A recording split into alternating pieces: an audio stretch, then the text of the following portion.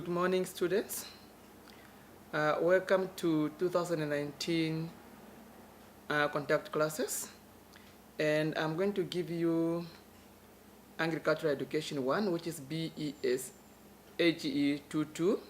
And my name is Mr. Abraham Sholongela, and I'm your tutor for these modules. And if you have any question about this module, or if you don't understand anything, kindly feel free to contact me on the number on the screen, which is 081 44 38 360, or you may send me an email personally at septembervictory@gmail.com.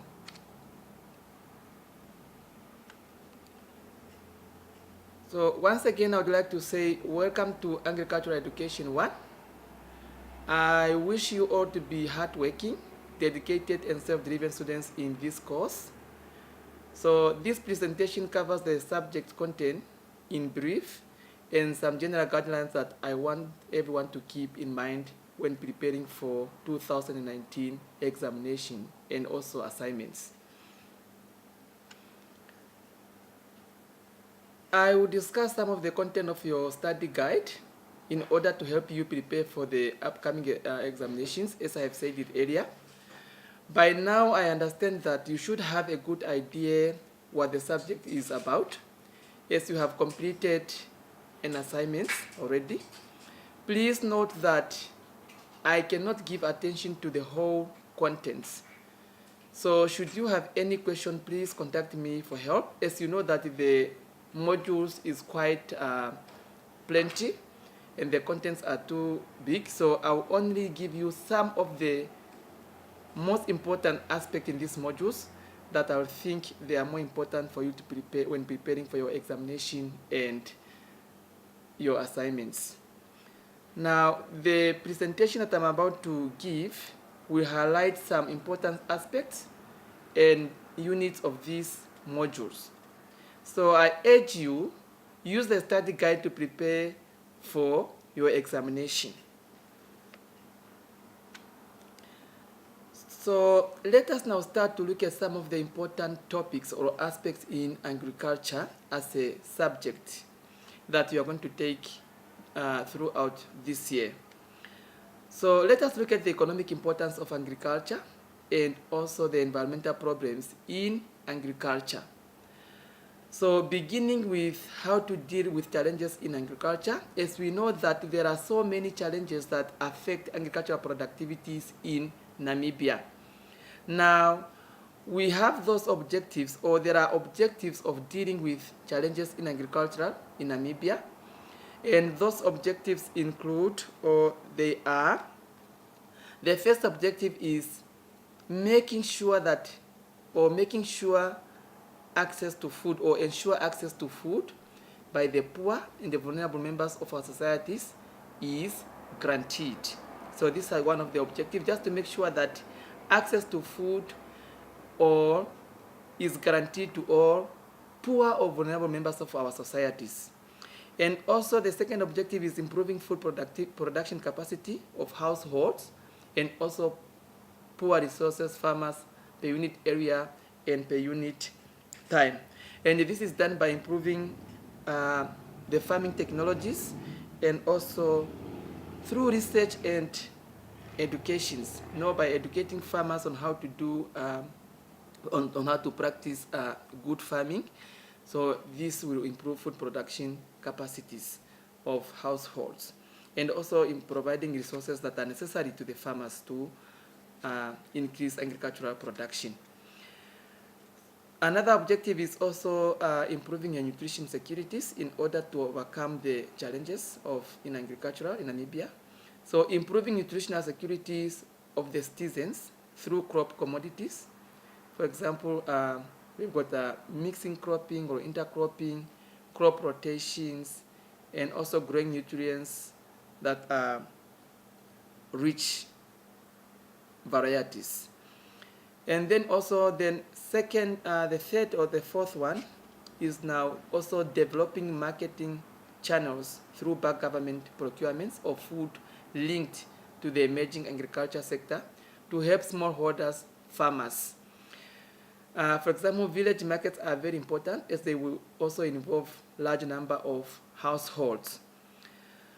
So fostering partnership with relevant stakeholders, that means you need to develop or promoting partnerships with relevant stakeholders within the food supply chain with the aim of involving other players other than governments in food productions. So in addition to this one, I would also like you to go through your study guide and read and understand the concept of learners' behaviors. And so this is what this topic or this aspect normally covers why learners misbehave in the class, and also you must also learn to understand bully, what is bully, and also some approaches that are suitable for learning environment, and also classrooms approaches.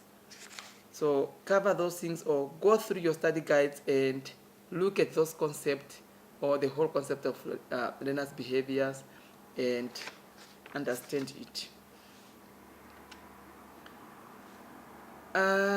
Another important issue that I want us to look at is the essentials of water and light for plant growth, or the importance of water and light for plant growth.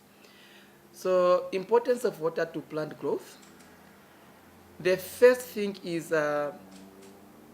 water provide growth to the plant, or even the plant itself, it need plant, even the plant itself need water in order to grow.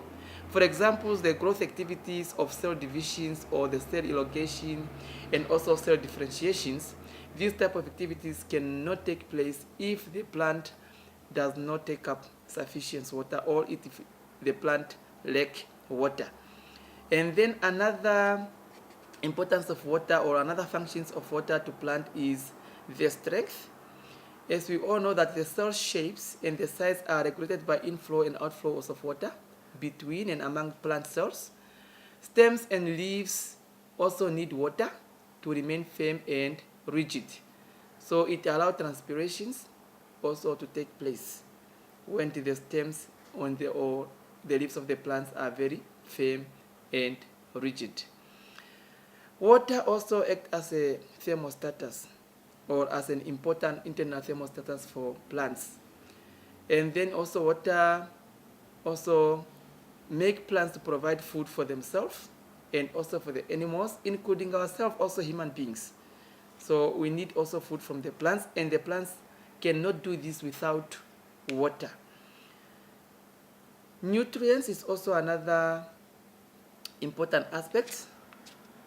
So the plants make food from nutrients from the soil, and also the vitamins and minerals required for healthy plant growth cannot be absorbed from the soil unless they are dissolved in the water.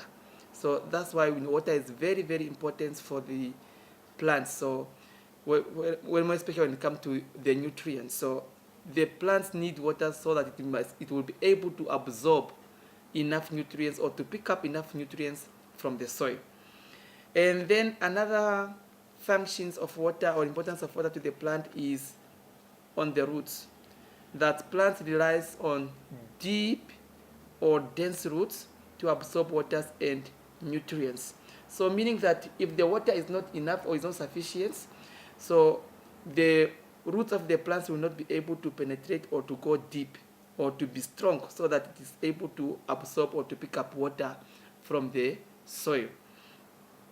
So in addition to this topic, I would also like to again urge you to read and understand the costs that are involved in water supply to the household or schools. Remember that there are also costs that are involved in water supply to the household or school. So I want you to go through your notes or through your study guides and look at these costs that are involved in water supply to the household or schools, and understand them in order to prepare for your assignments or your exams throughout the year. So another important issue that I want us to look at in this module or in this subject is the food security. The issues of food securities in Namibia is very crucial and is very important. But before we look at that food security, I would like us to understand what is food security. Food security is the adequate availability. No, when we are talking about food security, normally we are referring to the adequate availability of food to all in space and also time within a particular country, and the assurance that every child has a right to basic nutrition. Now, you can also define food security as the right to have access and also control over the physical or social and economic means to sufficient or to safe and nutritious food at all times too. So in order to meet dietary food intake requirements for a healthy life by all citizens. But also in short, I also want you to understand food security as or food security in general is about the availability and accessibilities and also the utilizations of food. But one thing that I want to add or to emphasize on here, as I've also said it earlier, is you cannot just talk about food when you are talking or when you are addressing the issues of food securities. It's not just about the availability or the accessibility or the utilizations of food, but you must also look at the aspect of food safety. Because even though the food is available or is it accessible or it can be utilized, but the most important question is it safe to utilize? So let us also look at some risk factors to food securities in Namibia. So there are some risk factors that we need to look at. So these factors that also affect the food securities in Namibia, or these are some threats that are threats to food securities in Namibia. Now, the first threat or the factors to food securities in Namibia is the natural attributes. As we all know that Namibia is a semi-arid country, or it's a dry country, and it normally receives low rainfall, and also the temperature is very high, and all these things now have an impact to, or this result in low agricultural productions or productivity, and therefore have a very, very impact on the food securities in Namibia. So natural attributes is one of the things that we need to look at, as it have a very negative impact to contribute to food securities in Namibia. Now, another risk factors or threat is the inputs, availability, and also the affordability. So food supply is being affected by many factors. That's what we should know, that the supply of food is being affected by many factors. So for example, low crop yield, and also sometimes also the rising input cost. For example, the cost of energy, the cost of water, even the cost of fertilizers, the inputs that you need to put on the farm or on the ground in order to run the agricultural activity successfully. So we also look at those costs and the affordability of the services or the whole system in place.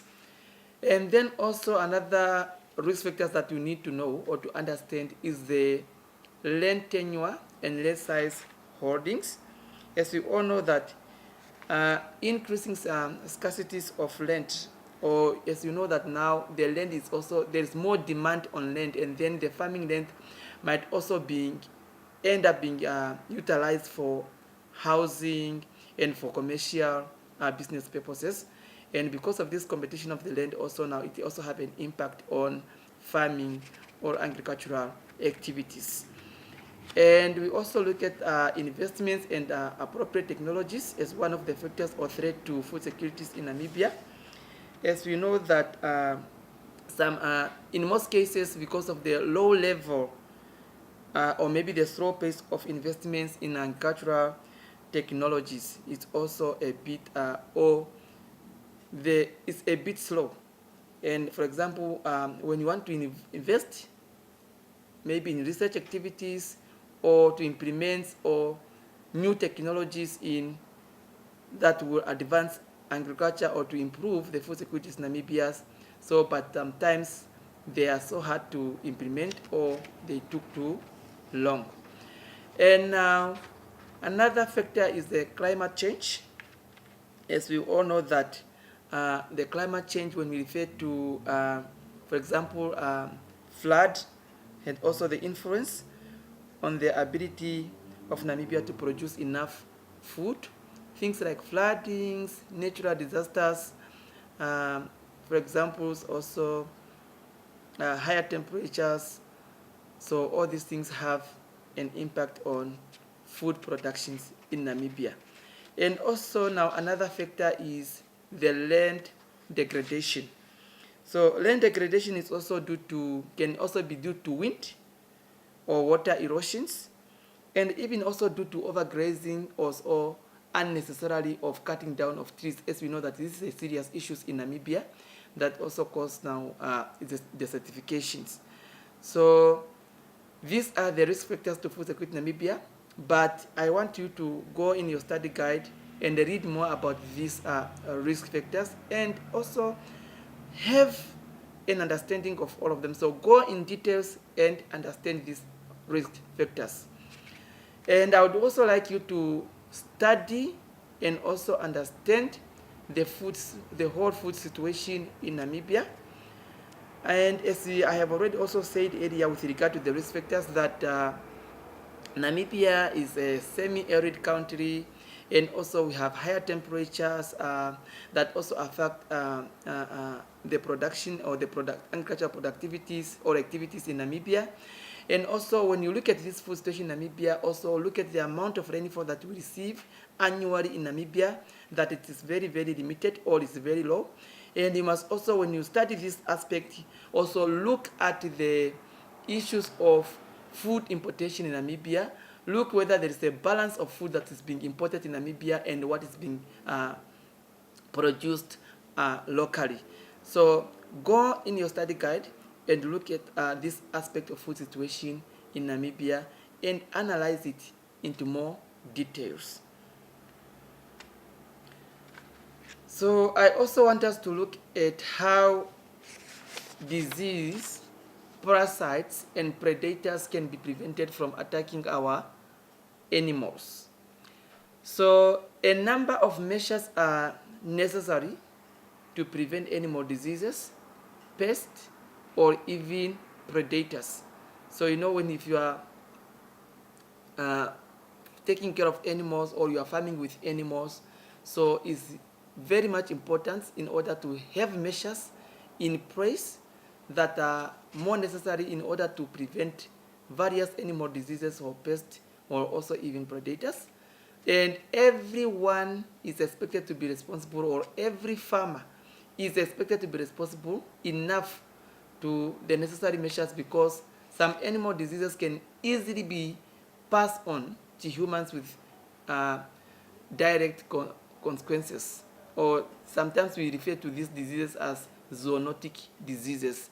So these are diseases that can be transmitted between humans and animals. So, and if animals are not properly taken care of, so you may find that some diseases can even transmit from animals to human beings.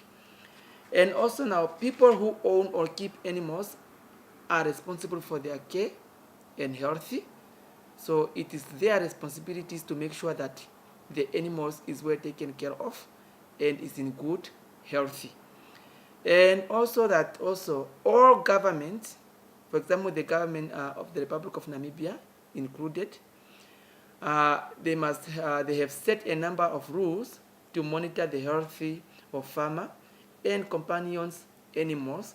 For example, in our country Namibia, so the Ministry of Agriculture through the Directorate of Veterinary Services have set a number of rules or have put a system in place in order to monitor the health of animals within the countries, and also to control the transmissions of diseases. Now, these rules, they are largely concerned on the preventions or on the monitoring and also on the control of animal diseases in Namibia. Now, also the government, in conjunction with the International Organization for Animals Health, has also set specific rules for a number of animal diseases, for example, because of their potential social and economic impact, or because they pose a threat to human health. So let us also look at one of the most important aspects in this module of Agricultural Education 1. And this aspect is the importance of soil in plant growth.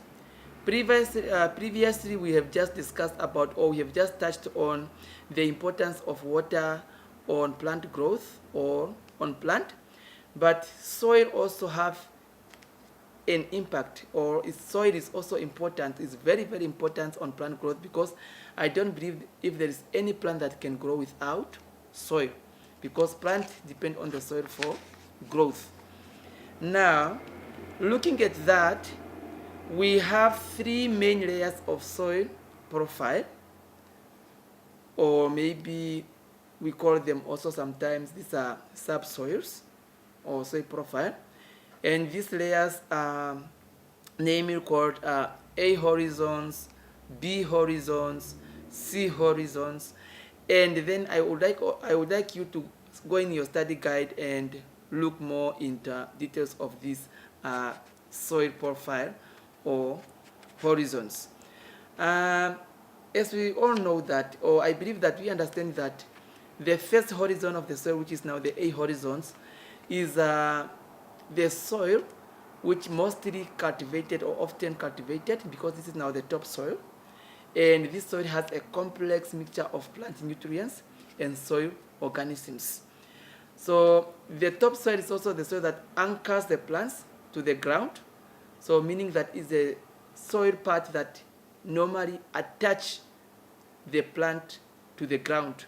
And this type of soil also supplies the bulk of the nutrients that the plants need, and it also contains organic matters, and it's mostly dark in color because it have most of the microorganisms activities have been taking place, and a lot of nutrients are in these soils.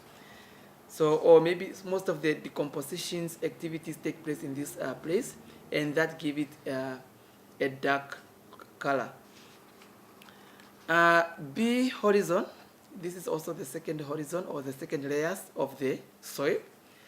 So its color is different from the A horizon or from the rest of the layers of the soil, and the texture and structures are also different. Many contain much more clay. It has good water holding capacity, and it's also very good for crop growth. So if the B horizon is dense and impenetrable with no pores, roots and crops may not grow well. So now the C horizon also, that now the third layers of the soil, and this is the last part of the soil, and sometimes we can also call it, or we refer to it as the parent rock. So as we say, it's also known as the parent material. It is composed of either rock or maybe partly decomposed rock or soil materials. So if the soil is shallow and the sea horizon is rock, plant roots cannot penetrate and the growth is restricted. So it also forms the water tables. So as I have said earlier, so these are just few points on these three layers of soil profile, but I would like you to go to your notes and touch more or study more on these three layers of soil profile and understand them far better. So they are quite simple and easy to interpret. So let us also look at the damage caused by diseases and pests on plants. Diseases and pests, they cause some severe damage on the plant, so they are not healthy on the plant. Now let us look at how disease and pests can cause this damage now to the plants. So if diseases and pests are uncontrolled, or if they are not prevented or treated, diseases and pests, then they can create severe economic and ecological damage to any agricultural operations. So that's why it's very, very important to put proper control measures in order to be able to prevent and control or treat plant diseases. It is therefore necessary to understand the applicable biology or even the life history and the ecology, so that crop protectionists can be able to determine the appropriate prevention and control treatments or measures for the plants. So crop caretakers, so they cannot apply or put the proper control measures in place if they do not understand the whole biological aspects of the whole plant, or even the life histories of the plant, or the ecological aspects of the plant. So this type of information, they are very important to crop caretakers or crop protectionists. Main types of diseases and pests affecting plants. So I want you to read and understand. So you go to your study guides and read and understand the main types of disease and pests that affect plants. So in your study guides, we have those disease, for example, those damping off diseases, or fluff mosaic diseases, down mildews diseases, or airy diseases that affect the plants. So go in your notes and study and also understand various diseases and also pests that affect plants. So they are well explained in your notes.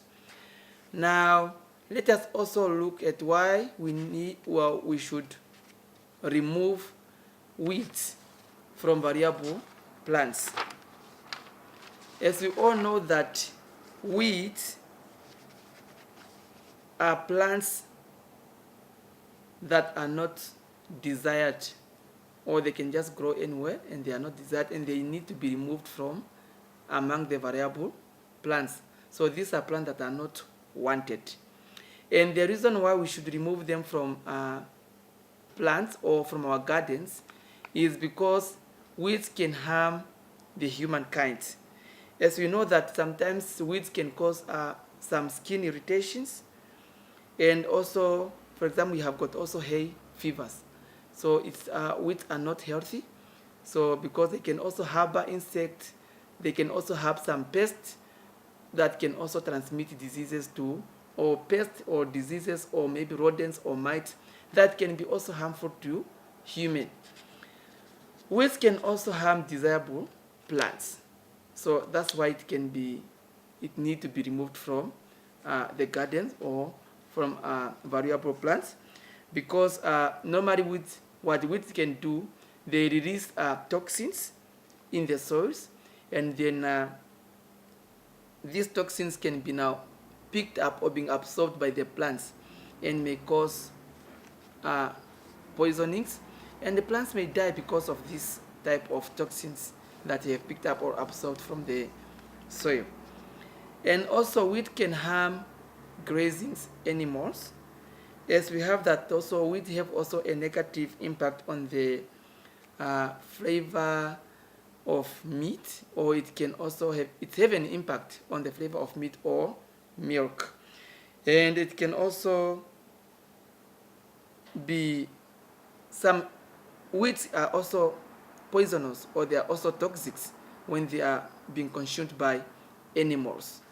Weed may also become paste in water if they are not being removed, as we know that also weeds sometimes can also hinder fish growth and also the reproductions of fish in the water environment.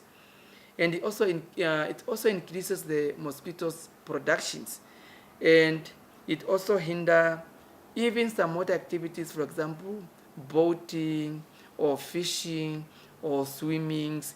So if the water is polluted or with weeds, so these type of activities cannot be taking place in water. So that's why it's very, very necessary, or these are most of the reason why we should be removed from our gardens or from among our variable plants.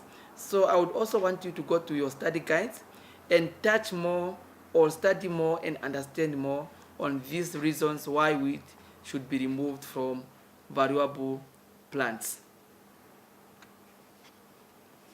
So let us also look at the impact of soil conservation on the farming business system and other agricultural related business.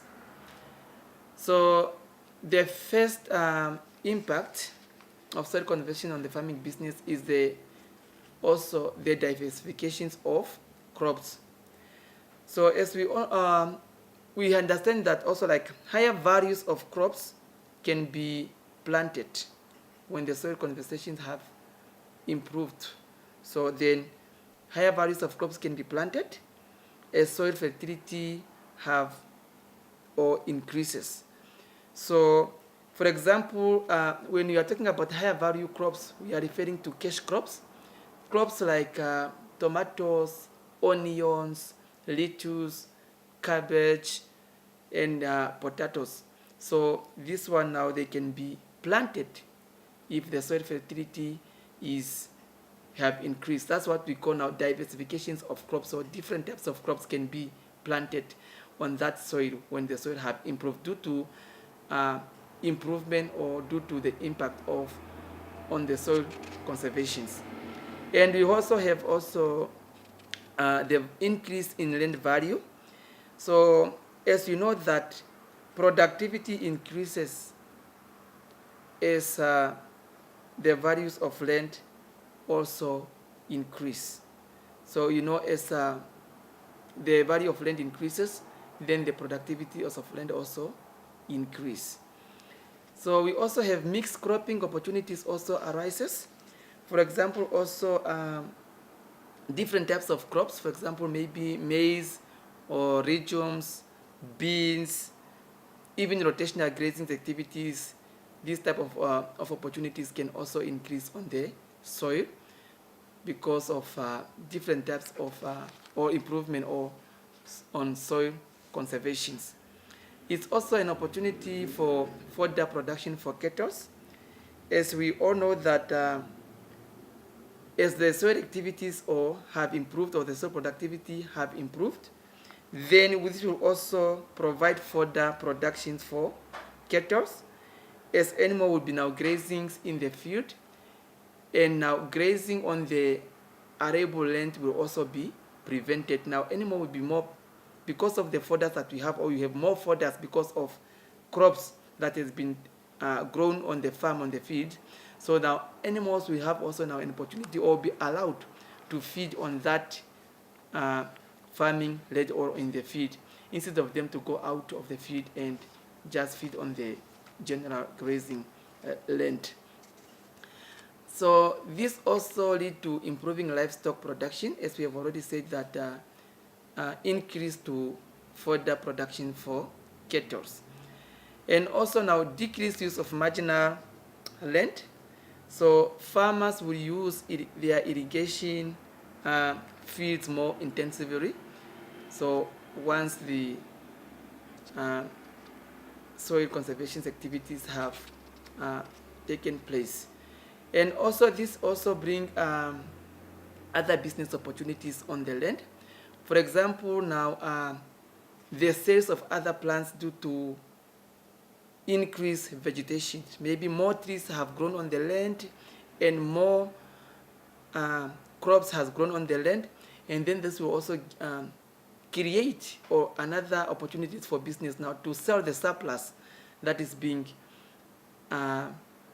grown or that has been taken place on the plants. For example, maybe extra trees from the farms.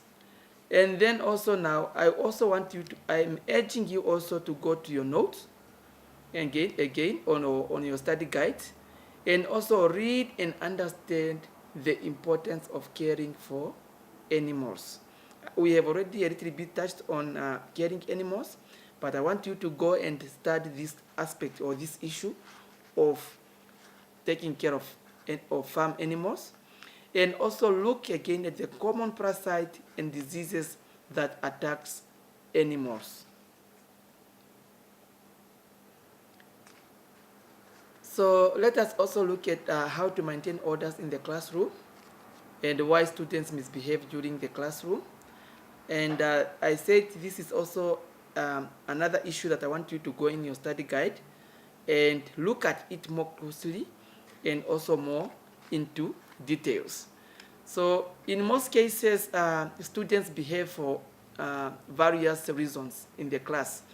So students may misbehave because sometimes they just want to look for attentions from the teacher, for example. So they just want that attention, and then also they tend to misbehave. Sometimes also some students are rebellion or it's because of stubbornness, and then they also tend to misbehave in the class. Another reason is also maybe psychological or physiological risk, and also maybe apathy can be one of them, or maybe challenge, they just want to challenge the teacher's powers or maybe the teacher's control. So they just want to express that they are also powerful or nobody can turn them down. So, and also classroom fatigue, sometimes maybe they feel like they are lazy or they are tired or they are out of mood, and then also this also affects their behavior. And sometimes students also have some revenge. Maybe they have revenge on other students or revenge on the teacher himself or herself.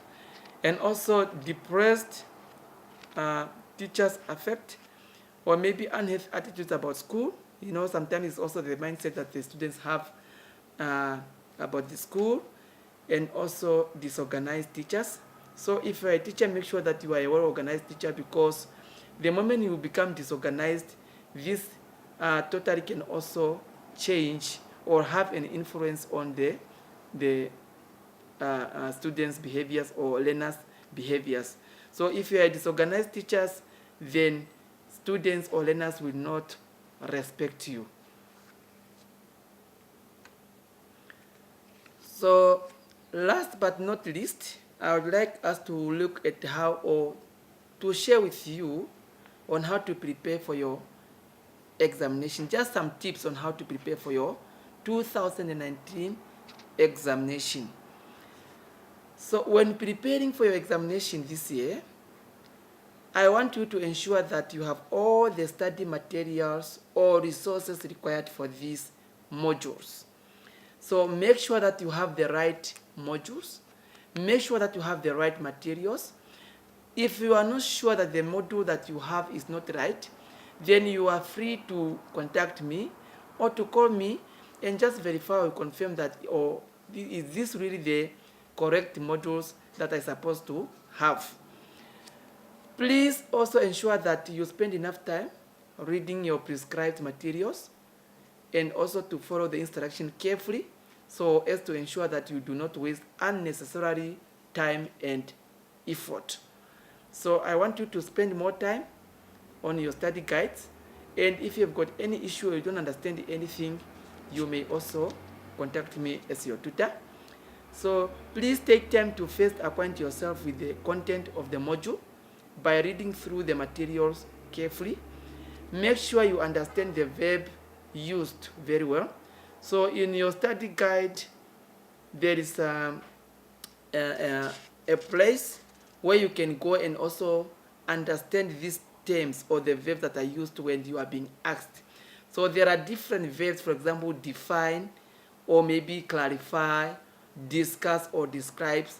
For example, if you are asked to define, so you must be specific to define or to describe that topic that you are asked to define. For example, if they say define weed, then be specific to how you understand what weed exactly is. So go on your notes and read more in details and understand this type of verb so that you don't get confused when somebody says clarify on some issues or on some aspect, or discuss or describe. So they are well explained in your study guide. So please go and familiarize yourself with this type of verbs that are being used in assignments or in your questions during examinations. Always also pay attention to the marks allocated to each questions, and then you answer accordingly. So when you come across the questions, look at the mark that is allocated into the brackets, and then you answer according to the marks that is allocated to the questions. Never leave any questions unanswered or blank. Please don't doubt anything, and there is no a wrong answer. Try all your level best to put something, even if it may seem like you don't understand the question, but sometimes you have a general opinions on how you understand the question. Put that thing, that opinion that you have, put it there on your answer sheet. Because if you leave a question without being answered, then it will be difficult also now for the as tutors or teachers, even if you are trying to find a mark for you to pass the subject, there is no way we can get this mark, because we cannot award you any mark because the answer or the question is blank. And one thing that I also want you to urge you is, do not be intimidated by the answer spaces provided on your answer sheet. So the size or the space provided must not intimidate you. If maybe the question is saying is 10 mark, and then you might find that the space provided for you to provide your answer is maybe 1.5 a page, that does not necessarily mean that you need to finish the whole space. You must just answer according to how you understand the question and according to the mark allocated. So the spaces is provided enough because sometimes our handwritings are not the same. Some people write in capital letters or in big letters. Some people, they write in small letters. So that's why we also provide or make enough space for everybody. Or maybe sometimes you make errors and you want to correct. So you have enough space to write on. So don't be intimidated by spaces provided for you to answer your questions. So revise your assignments and ask your tutor if you have any problem. As I said, I'm your tutor. And if you have any problem in your assignments or in revising your assignments or any issue that you don't understand when you are studying or when you are revising your notes, please feel free to contact me. Please, I would like you to enjoy these modules, and I want to say good luck with the assignments or with the assessments, through your assignments and through preparation of your examination. That is just part and parcel of your studies. And I want you to take note that perseverance is the hard work you do after you get tired of doing the hard work you already did. As I said, we have come now to the end of our presentation or the end of our subject or our conduct classes today for these modules, Agricultural Education 1, which is Bes Age22. So if you have got anything or any question, please feel free to contact me. So all the best for your upcoming examination.